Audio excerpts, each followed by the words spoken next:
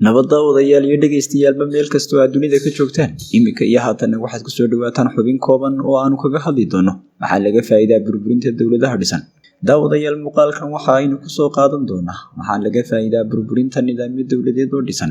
markasta oo la burburiyo dawlad dhisan waxaa meesha ka baxaya wax kasta oo dalkaas burburay lagaga waaban jiray, sida hadday tahay ciidan, maamul iyo sharciba. kadibna waxaa fududaanaysa in dalkaasi uu nuglaado cid walba oo iska soo gasha danaheedana ka fushata.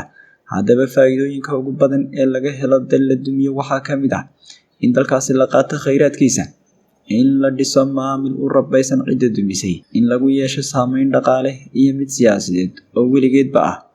isku soo wada duubo dal haddii la dumiyo nidaamkiisa, wax kasta oo uu lahaa sida dadkiisa, dahabkiisa iyo wax waliba waxaa ka faa'iidaysanaya cadowgiisa. halkaasna waxaa ku dhan xubintii ahayd maxaa laga faa'iidaa in la dumiyo.